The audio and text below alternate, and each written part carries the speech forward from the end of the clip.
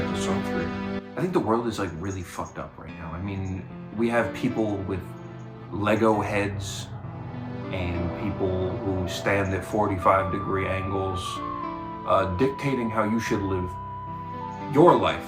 Maybe I'm not the one to point this out, but I don't think that Ben Shapiro and Charlie Kirk and Tim Pool are maybe shining examples of how to live a life. I think with people like Ben Shapiro and Charlie Kirk, there's sort of this idea that abortion, the great gig in the sky, major problem that's facing us currently.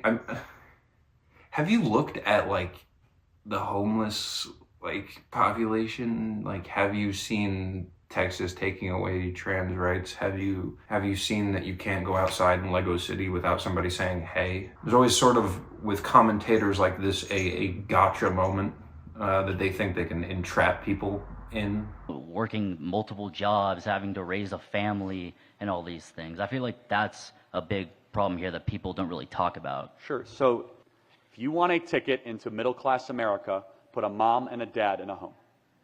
You sort of run on generally bland statements that are kind of unarguable, and I mean, you can't say something that most people would generally agree with to get the anti-woke grift to sort of go along with what you're saying, although that is currently how it fucking works. But I remember like during like the knockout, the boxer knockout, I remember that there was multiple people coming after this boxer. They kept calling her trans, which it wasn't true, just was an untrue statement. But the thing is, if you run with a lie like long enough, like old crusty white people are more inclined to believe it, because you could tell a lie once, I'm not gonna believe it. You tell a lie twice, well.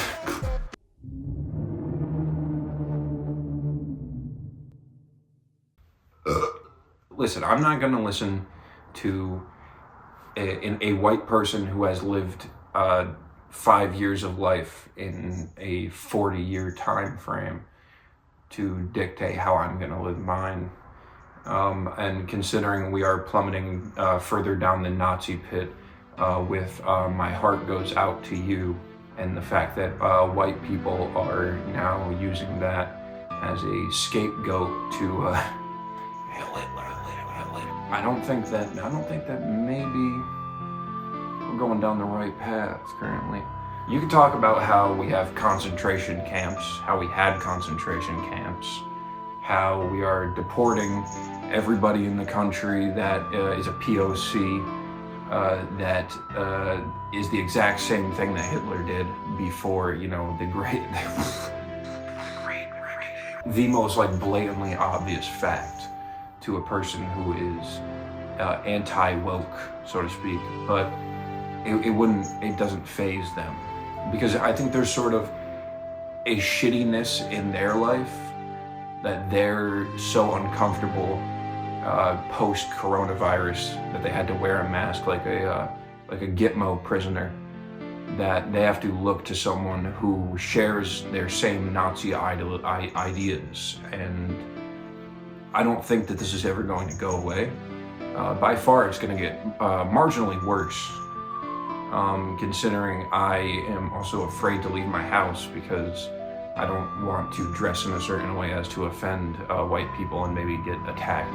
I think if one thing is true, it's that maybe day one signing, calling a little bit of trolling, renaming the Gulf of Mexico to the Gulf of America is, you know, maybe doesn't seem like it's that bad. But I think the pure idea of these things does anything far worse than Mr. I fell over on my bike. I think that we have done more worse shit as a country, as a leader, in the last 3 months than we have been able to do in the past like 6 years of presidency. It's in 2025, the great year of our Lord, the great year of eating wafers and having our heads dipped in water, is all about the grift. Recording a YouTube video. Hi.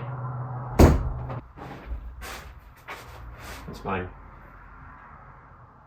Yes. Your woke juice, This you're will on be it. most excellent.